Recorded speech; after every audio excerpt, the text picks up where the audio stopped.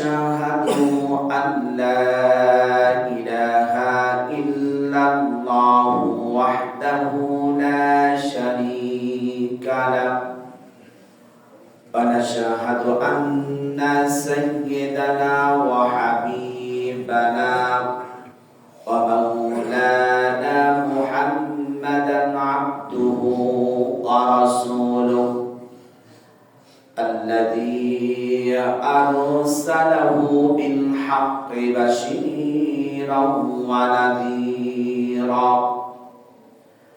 أما بعد فقد قال الله تعالى في كلامه المجيد والفرقانه الحميد أعوذ بالله من الشيطان الرجيم بسم الله الرحمن الرحيم إن الله وملائكته يصلون على النبي يا أيها الذين آمنوا صلوا عليه وسلموا تسليما সবাই মুহাম্মদের সহিত দরুদ ইব্রাহিম পড়ুন আল্লাহুম্মা সাল্লি আলা মুহাম্মাদ ওয়া আলা আলি মুহাম্মাদ কামা সাল্লাইতা আলা ইব্রাহিম ওয়া আলা আলি ইব্রাহিম ইন্নাকা হামিদুম মাজিদ اللهم بارك على محمد وعلى آل محمد كما باركت على إبراهيم وعلى آل إبراهيم إنك حميد مجيد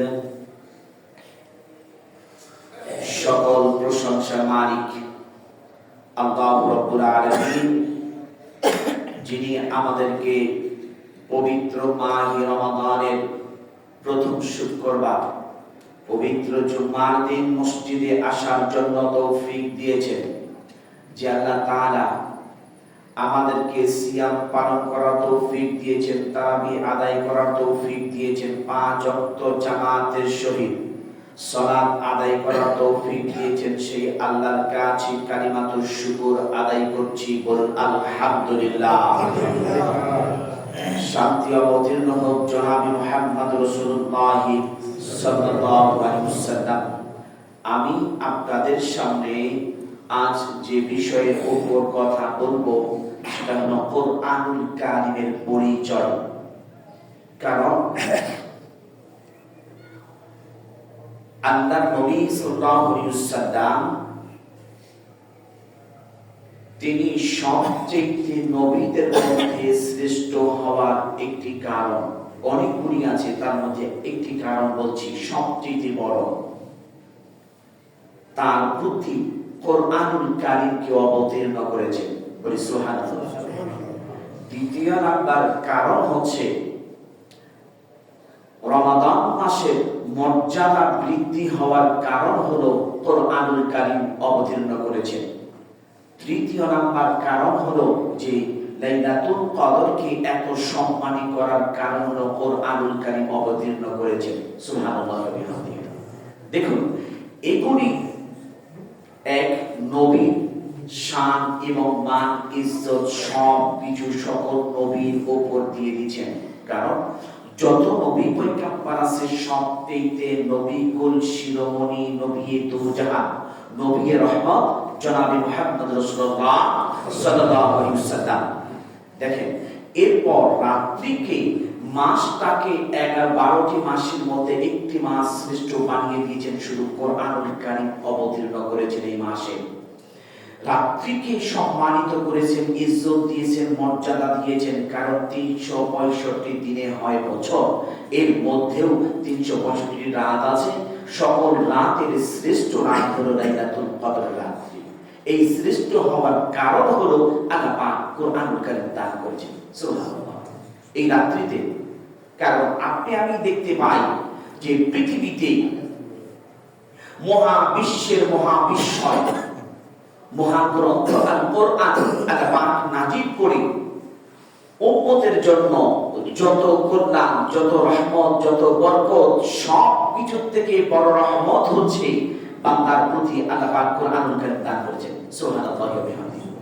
কারণটা হলো এই, আপনি আমি এমন এক সময় ছিলাম যে আপনি আমি দেখতে পাই যে অন্ধকারে আচ্ছন্নময় ছিলেন যে দেশগুলি, যে জাতি সকল গরিব বর্বরতা তাদেরকে চেয়ে রেখেছিল, যাদের মধ্যে কোরআনের জ্ঞান বলতে, আলো বলতে কোনো কিছু ছিল না। যারা নারীর সতীত্বের জম ছিল, তারা নারীর সতীত্বের পাহারাদার হয়েছে কোরআনের সংস্পর্শে আসার কারণে, সুবহানাল্লাহ। আর যারা ছিল অর্থ সম্পদ লুণ্ঠনকারী, তারা অর্থ সম্পদের পাহারাদার হয়েছে এই কোরআনুল কারীমের সংস্পর্শের কারণে। এরপর যারা ছিল রক্ত দিয়ে হরি খেলত, তাদের কাছে খুন খারাপি, রাহাজানি, চিন্তাই, ডাকাতি এগুলি তাদের কাছে নিত্য প্রয়োজনীয় খেলনার বস্তু ছিল। তারা যখন কোরআনুল কারীমের সংস্পর্শে এসেছেন, আসার সঙ্গে সঙ্গে আল্লাহ পাক তাদেরকে মান উদ্রেক করে দিয়েছেন, সকলের উপরে শীর্ষে পাঠিয়ে দিয়েছেন, সুবহানাল্লাহ। দেখুন, কোরআনুল কারীমের জ্ঞান, আপনি আমি জ্ঞান হলো দুটি প্রকার। এক, জ্ঞান হলো আল্লাহর দেওয়া ওহীর বিধানের জ্ঞান, ওহীর জ্ঞান। আর দুই হলো গায়রে ওহীর জ্ঞান। একটা হলো আল্লাহ পাকের ওহীর জ্ঞান, আর একটা হলো গায়রে ওহী, যেটা মন মস্তিষ্ক প্রশোভিত জ্ঞান। এই একটি জ্ঞান যে আল্লাহ পাক বলেন, ওয়া মা উতিতুম মিনাল ইলমি ইল্লা কলিলা, আমি তোমাদেরকে খুব সামান্যতম জ্ঞান দিয়েছি। এই সামান্যতম জ্ঞান দিয়ে আপনি আমি সবচেয়ে বাঁকের সাথে পাল্লা দিয়ে আপনি আমি আবিষ্কার করছি ছোট্ট জ্ঞান দিয়ে রেলগাড়ি। এই ছোট্টতম জ্ঞান দিয়ে আমরা চিলের সাথে আমরা পাল্লা দিয়ে টক্কর দিয়ে আমরা আবিষ্কার করছি প্লেন। আপনি আমি যত করি যাহা কিছু দেখতে পাই, হাঁটতে হবে না, দ্রুত গতিতে যাতে যেতে পারি, সেই জন্য দ্বিচক্রযান সাইকেল তৈরি করছি। এর থেকেও আরো দ্রুতগামী যাওয়ার জন্য আপনি আমি দেখি যে মোটর বাইক চালায়, সাইকেল, মোটরসাইকেল। এই মোটরসাইকেল একটার পর এক সামান্যতম জ্ঞান দিয়ে যদি আল্লাহ পাক বলেন এত কিছু আবিষ্কার করতে পারে, দেখেন আল্লাহর জ্ঞান কতটুকু। এক, এই সামান্যতম জ্ঞান দিয়ে মানুষ তার হলো টেলিটকের টলিটকা থেকে তিনি ফ্যাক্স পর্যন্ত গিয়েছেন। নিউজ, ভিউজ এন্ড পিকচার যত কিছু আছে, আপনি বাংলাদেশের মাটি থেকে আপনি যখন একটা টিপ দিবেন, বাটনের সঙ্গে সঙ্গে বিভিন্ন রাষ্ট্রে চলে যাবে। এক। দুই, যে মহা আকাশের মধ্যে 400-450 মাইল দূরে যখন ওই যেগুলি সিনেন বলেন, তারপরে স্টার বলেন, যতগুলি টিভি চ্যানেলগুলি আছে, এই চ্যানেলগুলি 450 মাইল দূরে থেকে বিভিন্ন দেশের বিভিন্ন গ্রাফিক্স ছবিগুলি তারা ক্যাচ করে তাদেরকে দিচ্ছেন বারবার। আর যদি এই 450 মাইল দূরে যতগুলি যান্ত্রিক গোলযোগ হয়, সমস্যা হয়, সবকিছু ব্রিটেন আমেরিকার মাটিতে বসে তারা সব ওইখান থেকে কম্পিউটারের মাধ্যম দিয়ে তাদেরকে বারবার সাফ করে দিচ্ছে, সমস্যা করেছে, যা নিরসন করে দিচ্ছে। আল্লাহ পাক বলেন, ওয়া উতিতু মিনাল ইলমি ইল্লা কলিল, আমি তোমাদেরকে সামান্যতম জ্ঞান দিয়েছি। যে আল্লাহ পাক সামান্যতম জ্ঞান দিলেন, সেই মানুষ এত কিছু আবিষ্কার করতে সক্ষম। আর যে আল্লাহ জ্ঞান দিয়েছে, সেই আল্লাহর জ্ঞান কতটুকু, সুবহানাল্লাহ। কারণ আপনি আমি যদি দেখতে পাই, একটু ক্যালকুলেশন করে ছোট্টতম জ্ঞান দিয়ে আটলান্টিক মহাসাগরের মধ্যে যদি একটি পাখি তার ঠোঁটটা ঢুকিয়ে দেয়, ঢুকিয়ে দেওয়ার পর ওই ঠোঁট দিয়ে পানি কতটুকু তাতে সক্ষম, অল্প কিছু। আটলান্টিক মহাসাগর কি বলতে পারবে যে আমার মধ্যে একটা পাখি তার ঠোঁটটা ঢুকিয়ে দিয়েছিলাম, বিশাল বড় একটা ঠোঁট, ওইখান থেকে পানি নিয়েছে? 1 ইঞ্চি কমবে, 1 হাত 1 বিঘত কিছুই কমবে না। আল্লাহ পাক বলছেন যে আমার জ্ঞানের সমুদ্র থেকে দুনিয়া সৃষ্টি থেকে নিয়ে আজ পর্যন্ত, আজ থেকে নিয়ে ইলা ইয়াউমিল কিয়ামা পর্যন্ত যত মানুষ আছে তার জ্ঞান সমগ্র যদি একত্রিত করে পাখি তার আটলান্টিক মহাসাগরের মধ্যে ঠোঁট ঢুকিয়ে দিয়ে যতটুকু পানি উঠাতে সক্ষম, আমার বান্দারা আমার অথই জ্ঞানের সমুদ্র থেকে ওই পাখি যতটুকু পানি উঠাইছে ততটুকু নিতেও সক্ষম নয়। তাহলে দেখেন আল্লাহ পাকের জ্ঞান কত কত, সুবহানাল্লাহ। আল্লাহ পাক বলেন বান্দারে, এই যদি তোমার জ্ঞানের পরিধি হয়, এতে যদি তুমি সব কিছু আবিষ্কার করতে পারো, আর আমি আল্লাহ তোমাকে এমন একটি কিতাব দিয়েছি, এই কিতাবের স্পর্শে আসলে তোমার যত কিছু খারাপ থাকুক না কেন আমি আল্লাহ সব ভালো করে দিব। قد جاءكم من الله نور وكتاب مبين। আল্লাহ পাক বলেন বান্দা, আমি নবী মুহাম্মদ রাসূলুল্লাহ সাল্লাল্লাহু আলাইহি ওয়াসাল্লামের উপর একটি কিতাব নাজিল করেছি, মুক্তাকে নূর দান করেছি, আলো দান করেছি। আল্লাহ মাহাদি বলেন গান হিরা সে সুয়ে কম আয়া, গান হিরা সে সুয়ে কম আয়া, নুসকায়ে কবে নিয়স্তুম সানায়া। আল্লাহ মাহাদি বলেন গান হিরা থেকে নবীজি এমন একটি পরশ পাথর নিয়ে আসলেন, যেই পরশ পাথরের সংস্পর্শে যদি যত খারাপ মানুষ হোক না কেন আসে, লাগতে দেরি তার মান সম্মান ইজ্জত বাড়ায় দিতে আল্লাহ পাক দেরি করেন না। সুবহানাল্লাহ ওয়া বিহামদিহি। দেখেন সূরাতুল হাসর 3 আয়াত আপনি আমি যদি পড়ি, এই 3 আয়াতে আল্লাহ নবী সাল্লাল্লাহু আলাইহি ওয়াসাল্লাম বলেন ওই ব্যক্তি সন্ধ্যার সময় তিলাওয়াত করেছে, অর্থাৎ ফজরের সময় তিলাওয়াত করেছে, তিলাওয়াত করার পর সারা দিন তার সঙ্গে, সারা রাত তার সঙ্গে মাগরিবে পড়লে ঈশা, ফজর থেকে ঈশা, আবার ফজর থেকে মাগরিব পর্যন্ত সারাটা দিন তাকে 70,000 আল্লাহর রহমতের ফেরেশতা পাহারা দিয়ে দিবেন। আর ওই দিন যদি সে মারা যায় আল্লাহ পাক তাকে শহীদের মর্যাদা দান করে দিবেন। দেখেন এখন তো আমাদের দেশ দখল করার যুদ্ধ নেই, ধর্ম যুদ্ধ নেই, তাহলে আমরা শহীদ হব কিভাবে? এইগুলি যদি আপনি আমি আমল করি, আমল করলে আল্লাহ পাক আমাদেরকে দিয়ে দিবেন। এই জন্য আপনাকে আমাকে অবশ্যই কোরআনুল কারীম দিয়ে জীবন করতে হবে। আল্লাহ পাক আমাদের সকলকে করার তৌফিক দিতে বলুন, আমিন। আল্লাহ পাক বলেন বান্দা, আমি দেখো তোমাদের জন্য তোমরা যাতে সুন্দর সুস্থভাবে চলতে পারো, তোমাদের জন্য সব কিছু আমি দিয়ে দিয়েছি চাইবার আগে। আর আমি এমন একটি কিতাব দিলাম পৃথিবীর সকল মানুষ, এই এমন একটি কিতাবের সংস্পর্শ আসলে তার কি হবে? তার জীবনের মান, রিজিকের মান, সম্মান, ইজ্জত যাহা কিছু আছে আমি আল্লাহ তাদেরকে বর্ধিত করে দিব, বৃদ্ধি করে এমন একটি জায়গায় নিয়ে যাব, ওই আমার আল্লাহর বান্দা কখনোই সে ধারণা করতেই পারে নাই যে তার মান এবং ইজ্জত এত বাড়িয়ে দিবে। কারণ তাহলে আলিফ লাম রা, কিতাবুন আনজালনাহু ইলাইকা লিতুখরিজান নাসা মিনাত যুলুমাতি ইলান নূর। বলুন আমিন। কারণ আল্লাহ পাক বলেন পৃথিবীতে অনেক ভাষাবিদ আছেন, অনেক শিক্ষিত আছেন, অনেক হিকিম আছেন, কবিরাজ আছেন, দার্শনিক আছেন। আল্লাহ পাক সকলের সামনে চ্যালেঞ্জকে ছুড়ে দিয়েছেন, বলছেন তোমরা যদি এত বড় বড় বড় দার্শনিক হয়ে থাকো, কবি হয়ে থাকো, তাহলে আলিফ লাম রা এর অর্থটি তুমি আমাদেরকে বুঝাইয়া বলো। কারণ আল্লাহু আ'লামু বিমুরাদি, যে আল্লাহ পাক এই কোরআনকে নাযিল করেছেন, যার উপর নাযিল করেছেন তিনি ছাড়া আর মালিক ছাড়া পৃথিবীর কারো ক্ষমতা নাই। এর অর্থ বের করার জন্য কফ হা আইন সিন ইয়াসিন তাহা এইগুলির অর্থ আল্লাহ পাকই ভালো জানেন, পৃথিবীর কেউ আর বলতে পারে।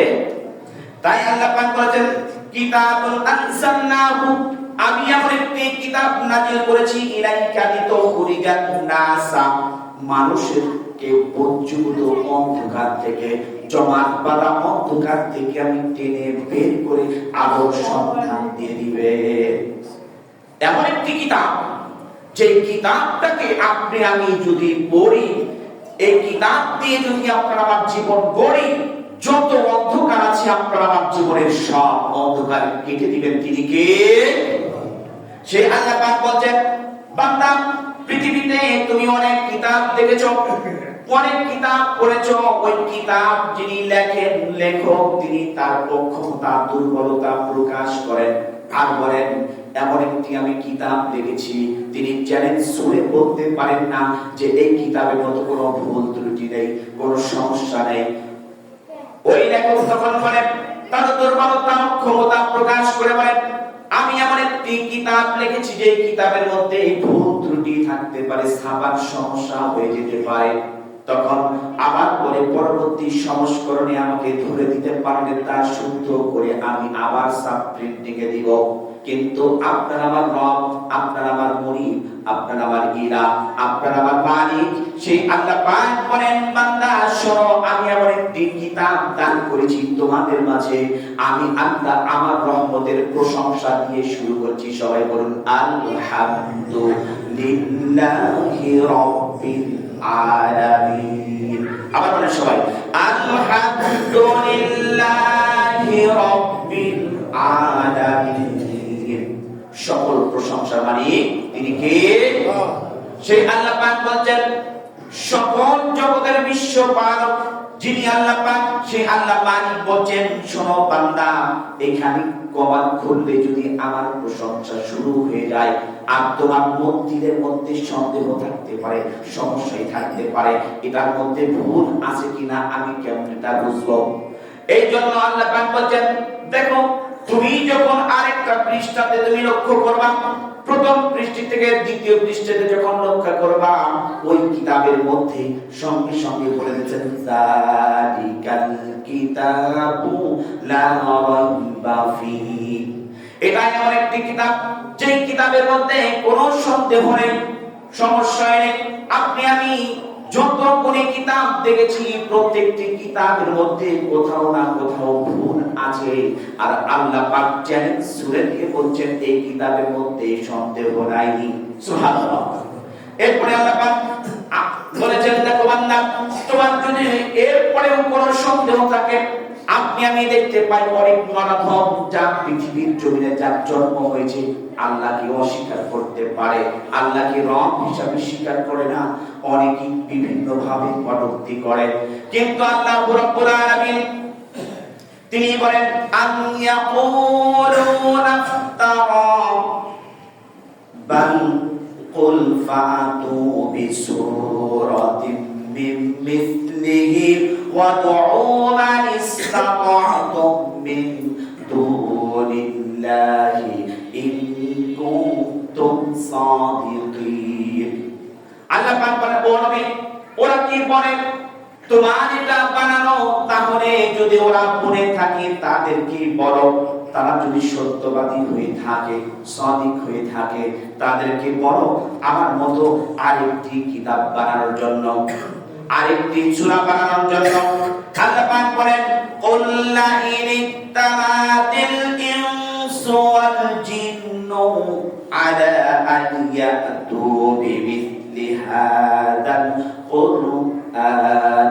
আল্লাহ পাক বলেন জিনেরা যদি মানুষদের সহযোগী হয়, মানুষরা যদি জিনেদের সহযোগিতা হয়, একে অপরের যদি সহযোগিতা করে তাদেরকে বড় বানাইতে, লা ইয়াতুনা বিমিসলিহি ওয়ালাউ কানা বা'দুহুম লিবা'দিন যাহিরা। একে অপরের সহযোগিতা করে কুরশিদ কানেও কোরআনের মতো একটি কোরআন বানাইতে পারবে না, সূরার মতো আরেকটি সূরা বানাইতে পারবে না। আল্লাহ পাক আবার বলতেছেন ওয়াইন কুনতুম ফি রাইবিন মিম্মা নাযালনা আলা আবদিনা ফাআতু বিসূরাতিন মিন মিসলিহি ওয়াদউ শুহাদাআকুম মিন দুনিল্লাহি ইন কুনতুম সাদিকিন। আর আমি আমার বান্দার উপর যে কিতাবটাকে নাজিল করেছি, আর এই কিতাবের মধ্যে একটা কিতাব বানাইতে বলো, একটি সূরা বানাইতে বলো, সবচেয়ে ছোট সূরা ফাতু বিসূরাতিন মিন মিসলি। এখন কি তোমরা একটা শব্দ লেখার মতো তোমাদের যোগ্যতা বা ক্ষমতা নেই। আল্লাহ পাক বলেন এমন একটি কিতাব আমি তোমাদের জন্য নাজিল করেছি, যেই কিতাবটির হলো প্রত্যেকটা সূরা একটি কিতাব, মহান কিতাবটা একটি কিতাব, সূরা একটি কিতাব, শব্দ একটি কিতাব, অক্ষর একটি কিতাব। প্রত্যেকটি কিতাব আকারে আল্লাহ পাক নাজিল করলেন। যিনি এই কিতাবটি নাজিল করেছেন সবাই বলেন তো তিনি কে? যে আল্লাহ পাক বলেন আমি এমন একটি কিতাব নাজিল করেছি, বান্দা যখন এই কিতাব দিয়ে তার জীবন করবে, জীবনটাকে পরিচালনা করবে। নবীজি বলেন সকালবেলা তার কোরআন দিয়ে শুরু হয়, আবার ঘুমানোর সময় কোরআন দিয়ে শুরু হয়। ওই ব্যক্তি মৃত্যুবরণ করতে দেরি, তার জান্নাত যেতে দেরি নাই। সুবহানাল্লাহ। তাহলে আপনাকে আমাকে প্রতিদিন নিম্নতম হলেও সূরাতুল ইখলাস পড়ে আমরা ঘুমাবো বলে ইনশাআল্লাহ। সবাই বলেন আমার সঙ্গে আউযু বিল্লাহি মিনাশ শাইতানির রাজীম বিসমিল্লাহির রহমানির রহিম কুল হুয়াল্লাহু আহাদ আল্লাহুস সামাদ লাম ইয়ালিদ ওয়া লাম ইউলাদ ওয়া লাম ইয়াকুল লাহু কুফুয়ান আহাদ। আবার বলেন قل هو الله أحد الله الصمد لم يلد ولم يولد ولم يكن له كفوا أحد। قل هو الله أحد الله الصمد لم يلد ولم يولد ولم يكن له কুফুয়ান আহাদ। বলুন আমিন। বিশ্বনবী সাল্লাল্লাহু আলাইহি ওয়াসাল্লাম বলেন যে ব্যক্তি সূরাতুল ইখলাস তিনবার পড়লো, পুরা কোরআন শরীফ খতম করলে যেই নেকি হয়, আল্লাহ পাক সেই নেকি তার আমলনামায় লিখে দিবেন। কারণটা হলো আপনি আমি মাকে রমাদান সারা একটি যদি অক্ষর পড়ি তার 10টা নেকি লিখে দিবেন। আর রমাদান মাসে যদি একটি অক্ষর পড়ি তাহলে একটি অক্ষরের জন্য 70টা নেকি লিখে দিবেন। সুবহানাল্লাহ। কোরআনের সঙ্গে আপনি আমি সম্পর্ক রাখবো। কারণ যদি নাও পারি, যে সূরাটা পারি কোরআন শরীফকে মহব্বত করে ভালোবেসে সামনে রেখে এই সূরাটি পড়েন, কিয়ামতের ময়দানে কোরআনুল কারীম আপনার আমার পক্ষে সুপারিশকারী হয়ে যাবে, সাক্ষী। বলি সুবহানাল্লাহ। তারপরে দেখেন আল্লাহ পাক বলছেন বান্দা আমি কোরআনুল কারীম তোমার কাছে সব উপস্থাপন করে দিলাম, দেবার পর শোনো। কোরআনুল কারীমকে তুমি যদি জিজ্ঞাসা করো কোরআন, হে কোরআন তোমাকে নাজিল করেছে কে, কোথা থেকে আসছো? কারণটা হলো কি রাত্রি আসছো না দিনে আসছো না, তুমি কোথায় ছিলে এই নাজিল হওয়ার পূর্বে? সঙ্গে সঙ্গে কোরআনুল কারীম জবাব দিয়ে বলেন কোন মাসে আসছো না কোন দিনে আসছো। শাহরু রমাদান। আল্লাহ পাক বলেন এরপরে নবীজি বলেন একটি রাত্রিতে আমি কোরআনুল কারীম তেলাওয়াত করতেছিলাম। কোরআনুল কারীমের মুজাসসাম, কোরআনুল কারীমের নমুনা, তার বাচন ভঙ্গি, রচনা শৈলী, গম্ভীর্য, তার তাৎপর্য এত সৌন্দর্য। নবীজি বলেন আমি যখন তিলাওয়াত করতেছিলাম ওই সময় আমার সামনে ছিল জিনরা যারা তাওহীদ শুনেছে, জাব্বর শুনেছে, ইনজিল শুনেছে, শোনার পর আমি যখন কোরআনুল কারীম তিলাওয়াত করতেছি, ফাকালু ইন্না সামি'না কুরআনান আজাবা, জিনেরা বলল আমি আমার একটা কিতাবের তিলাওয়াত শুনলাম মুহাম্মদ সাল্লাল্লাহু আলাইহি ওয়াসাল্লামের পক্ষ থেকে, যে কিতাবের কারণে আমি কি করলাম, ইলা রুশদি ফাআমান্না বি, আমরা ঈমান আনলাম সেই আল্লাহর প্রতি। আর আমরা কোরআনুল কারীম তিলাওয়াত শুনে আমাদের যে এত ভালো লেগেছে, ইতিপূর্বে তাওহীদ শুনেছি, জাব্বর শুনেছি, ইনজিল শুনেছি, এতটুকু আমাদেরকে পরিবর্তন করে দেয় নাই। এই জন্য নবীজির হাতে হাত ধরে কালিমাতুত তাইয়্যিবা পড়ে মুসলমান হয়ে গেছেন। বলেন লা ইলাহা ইল্লাল্লাহু মুহাম্মাদুর রাসূলুল্লাহ। আল্লাহ নবী সাল্লাল্লাহু আলাইহি ওয়াসাল্লাম বলেন, মান ক্বালা বিহি সাদাকা, যে ব্যক্তি কোরআন দিয়ে কথা বলে সে ব্যক্তি শুদ্ধ কথা বলে।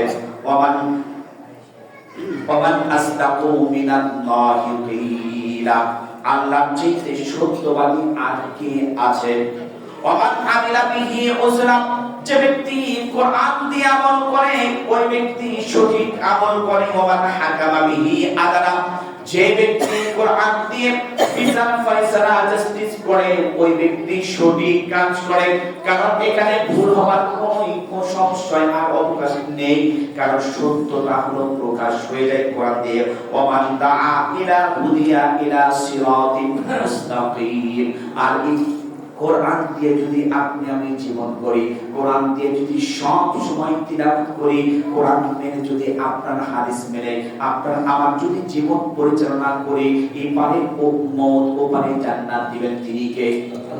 সে আল্লাহ পাক বলেন কোরআন এমন একটি কিতাব, কোরআন এমন একটি বই, কোরআন এমন একটি পাণ্ডুলিপি, যদি মানুষ তা মেনে চলে তার জীবন যদি গঠন করেন, তাহলে আল্লাহ পাক তাকে মৃত্যুর পরে তাকে জান্নাতুল ফিরদাউস নসিব করে দিবেন তিনি কে? কোরআনুল কারীম যদি আপনি আমি এমনি ভাবে পরিচয় পেলাম আপনাদের সামনে উপস্থাপন করলাম, কিন্তু কোরআনুল কারীমকে আপনি আমি যদি বলি, হে কোরআন তুমি কোথায় ছিলে, তোমাকে কে নাজিল করেছে, এর নাজিল করার পূর্বে কোথায় ছিলে, কে তোমাকে নাজিল করলো, তখন আল্লাহ পাকের জবাবে কোরআনুল কারীম এই কথার জবাবে বলেন তানসিলাম মিম্মান খালাকাল আরদা ওয়াস সামাওয়াতিল উলা। আল্লাহ পাকের কোরআনুল কারীম সূরাতুত তাহা থেকে কোরআন জবাব দেয়, আমাকে নাজিল করেছেন মুহাম্মদ সাল্লাল্লাহু আলাইহি ওয়াসাল্লামের প্রতি অবতীর্ণ করেছেন, আর যিনি আসমান এবং জমিন বানিয়েছেন তিনি আমাকে নাজিল করেছেন। সুবহানাল্লাহ। এরপরে বলছেন তাহলে বুঝতাম, হে কোরআন তুমি নাজিলের পূর্বে কোথায় ছিলে, তুমি কিভাবে ছিলে, তার অবস্থাটা তুমি আমাদেরকে পরিষ্কার করে বলো। কোরআন সঙ্গে সঙ্গে জবাব দেয়, বাল হুয়া কুরআনুম মাজিদুম ফি লাওহিন মাহফুজ, সুরক্ষিত হরফে লিপিবদ্ধ করা ছিল লৌহে মাহফুজে, এইখান থেকে আল্লাহ পাক আমাকে নাজিল করেছেন। সুবহানাল্লাহ। এরপরে কোরআনুল কারীমকে যদি আপনি আমি জিজ্ঞাসা করি, হে কোরআন বলো তো দেখি তুমি কার উপর নাজিল হয়েছো, সে ব্যক্তি কি, তার নাম কি, তার পরিচয় কি, কোরআনুল কারীম সঙ্গে সঙ্গে জবাব দেয়, ওয়া আমিনু বিমা নুসিলা আলা মুহাম্মাদ ওয়া হুয়াল হাক্কু মির রাব্বিহিম, ঈমান আনো সে ব্যক্তির প্রতি যার উপর কোরআনুল কারীমকে নাজিল করেছেন তোমার আমার রব। সুবহানাল্লাহ। এরপরে আল্লাহ পাক বলেন কোরআনুল কারীমের শুধু আমি কোরআনুল কারীম নয়, কোরআনের নাম হলো ফুরকান, কোরআনের নাম হুদা, কোরআনের নাম শিফা, কোরআনের নাম তানজিল, এবং অনেকগুলি নাম আছে। আল্লাহ পাক বলেন আরেকটি সূরার মধ্যে প্রকাশিত, তাবারাকাল্লাযী নাযালাল ফুরকানা আলা আবদিহি লিয়াকুনা মিন আলামিনা নাযীরা। বলুন আল্লাহু আকবার।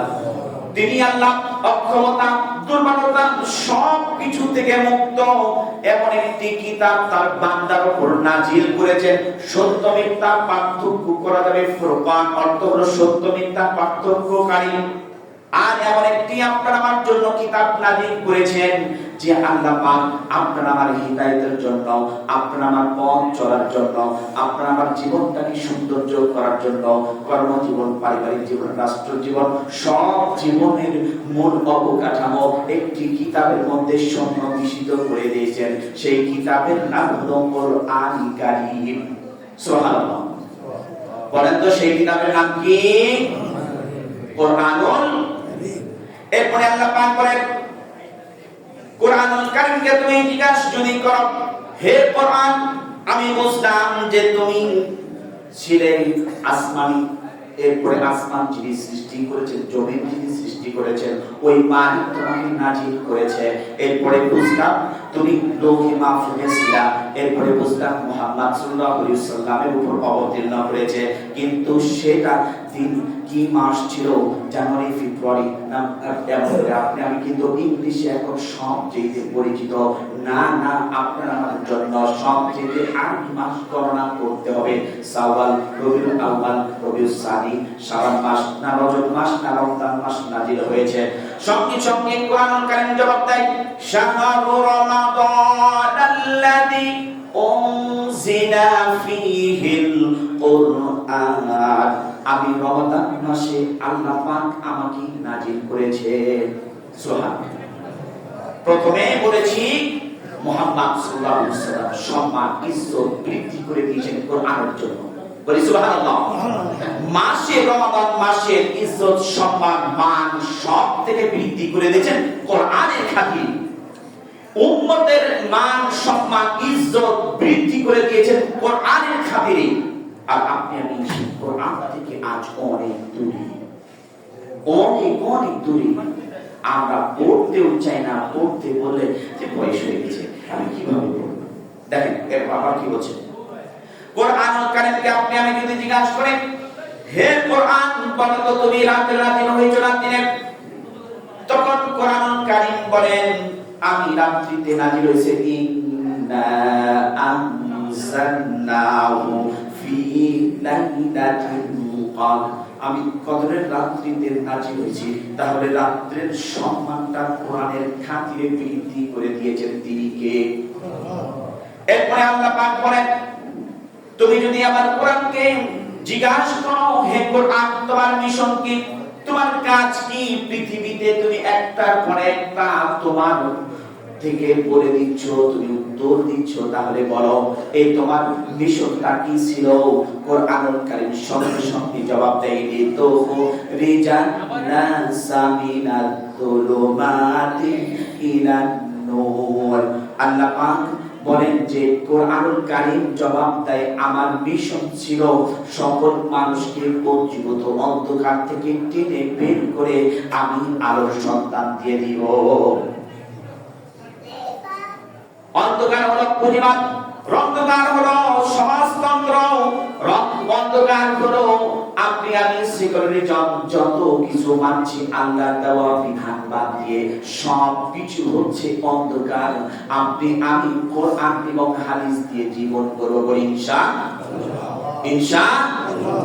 এরপরে কোরআন কারীমকে জিজ্ঞাসা করে যদি হয়, বুঝলাম তুমি আমাদেরকে অন্ধকার থেকে বের করে নিয়ে আসবা, কিন্তু তুমি এটি আমার লাভ কি বা ক্ষতি কি?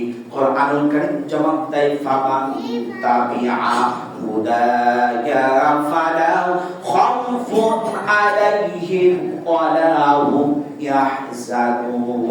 আল্লাহ পাক বলেন, তোমরা যদি মানো, তোমরা যদি ভীতি অবলম্বন করো, তোমাদের ভয় নিরাশের কারণে সব কিছুর আমি তোমাদের জিম্মাদার, আমি তোমাদের রিজিকের সব কিছুর ব্যবস্থা করে দিব আমি আল্লাহ। কোরআন তো বলবো ইনশাআল্লাহ। আমাদের মধ্যে ভয় হয়, কারণটা কি জানেন? আপনি আমি মনে করি যে হুজুর বয়ান দিচ্ছি না, আবার মাঝে মাঝে জিজ্ঞাসা করে যদি টাকা চাই, না ভাই আমি টাকা চাইতেছি না, আপনারা আমার জীবনটাকে যাতে সুন্দরভাবে গড়তে পারি, আপনি আমি যাতে কোরআন ওয়ালা হয়ে মারা যেতে পারি, পৃথিবীতে এক ব্যক্তির হিসাব নাই, মরলেই তাকে জান্নাত দিবেন, সেই ব্যক্তি হলো তালবীর ইলম। তালবীর ইলমের কোনো বয়স সীমারেখা নেই, বয়সের ছাত্র কোন বয়সের সীমারেখা নেই। আপনি আমি ছাত্র না, তারপরে দেখেন হাফিজি হুজুর রহমাতুল্লাহ আলাইহি উনি পডকাস্ট মার্কায় নির্বাচন করেছিলেন। ওনাকে একজন জিজ্ঞাসা করছেন, হুজুর আপনি তো বুখারী পড়াইতে পারেন, সব কিছু করতে পারেন, তাহলে আপনি সাইকুল হাদিস, তাহলে আপনি এটা পড়াচ্ছেন কেন? এই যে মাইতুল মুকাররমের ইমাম সাহেব ছিলেন, যিনি ছিলেন উবাইদুল হক, যত সম্ভব নাম হবে, উনি আবার কামিলের ক্লাসে গেছিলেন এক সময়। তো উনি গিয়ে বলতেছেন, ওনাকে জিজ্ঞাসা করেছিলাম যে এই বয়সে আপনি আলিম পাতা শিখান তবে তারপরে আপনি আলিমদের সাথে সব দিনই কাজ করতেছেন। বলছেন, দেখো আমি আলিম পাতা শিখাই এই জন্য ওই বাচ্চারা যত পাপ থেকে নিষ্পাপ ওরা ততটুকু নয়, ওই ব্যক্তিদের সাথে আমি সম্পর্ক রাখি এই জন্য ওরা ছাত্র, আমিও ছাত্র, ছাত্র অবস্থাতে মৃত্যুবরণ করলে তার হিসাব নেই। দেখেন তো, আপনি আলিম পাতা শিখছি মসজিদে এসে আলিম পাতা পারতাছি না, তারপরে আবার বলছি, আবার পারতাছি না, আবার বলছি, দেখা যাবে এই যে তিলাওয়াতটা করছি, এক শুদ্ধ করার জন্য একটা নেকি দিবেন, নাম্বার 2 যে আমি বারবার যে পড়তাছি ভুল হইতেছে এইটার জন্য একটা ডাবল দিবেন। ডাবল প্রতিদিন রমাদান মাসের যখন নামাজ পর কোরআনুল কারীমের ক্লাস হয়, আপনাদের শহরে দাওয়াত, টাকা পয়সা ছাড়। এর আগে আপনাদের হাতে পায়ে ধরে বলছিলাম, কিন্তু আপনার সেটাতে রাজি হননি। আপনাদের ব্যাপার, আপনাদের জরুরত সবসময় থাকে। মানুষের জরুরত হলো 3.5 হাত মাটির করার কিছু নেই।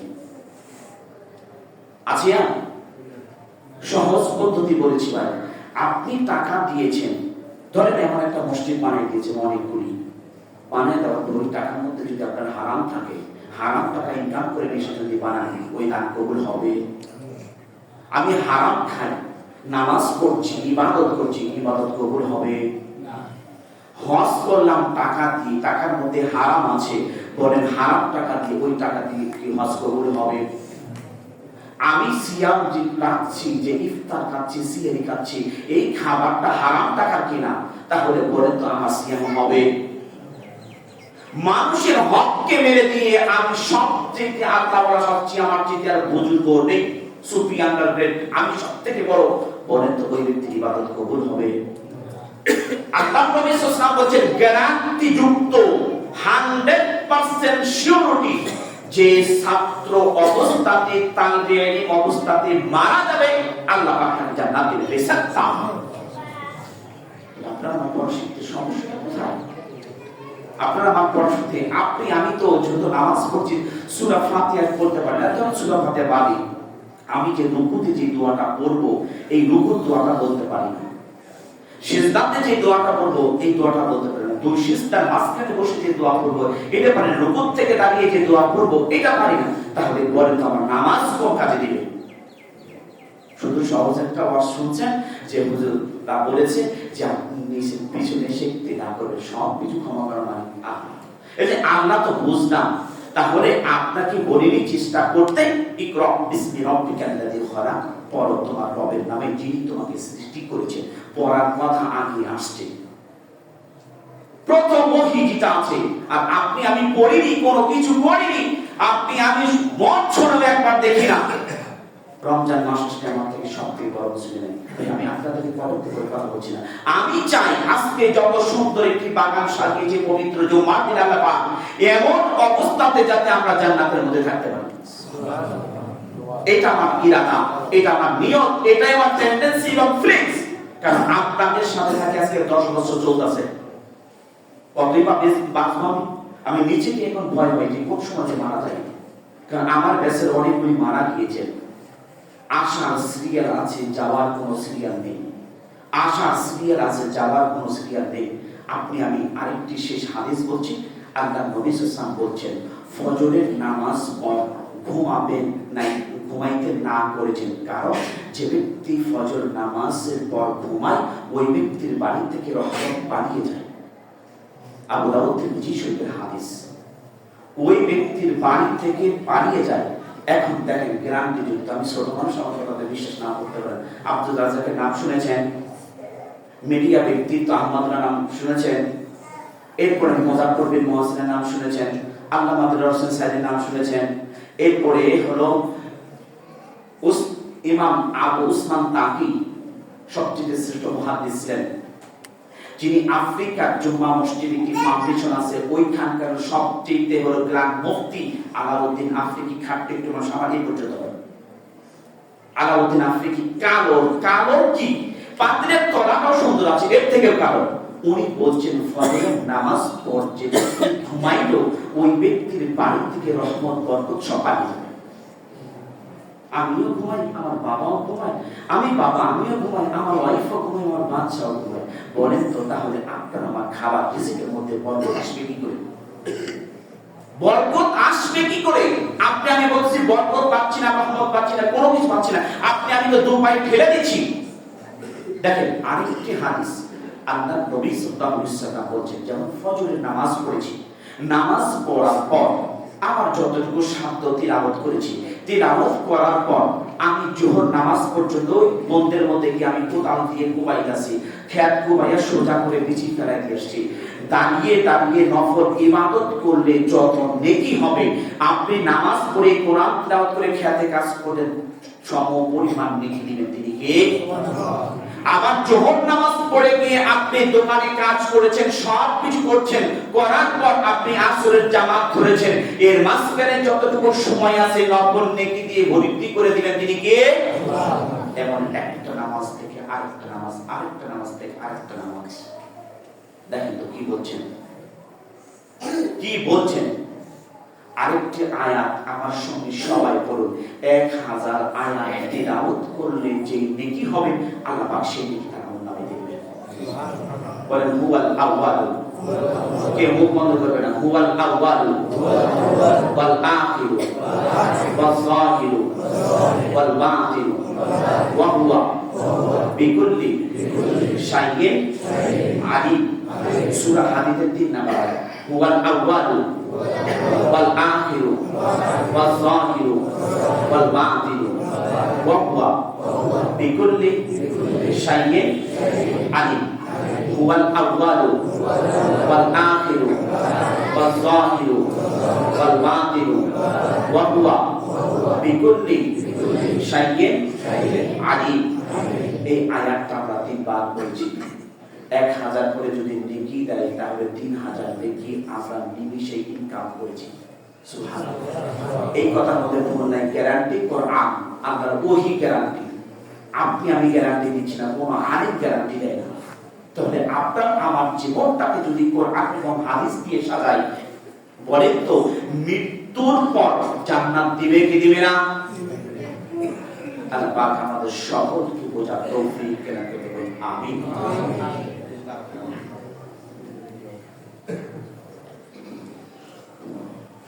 আপনাদের সকলের কাছ থেকে দোয়া চেয়েছেন মোতাওয়াল্লি সাহেব, যিনি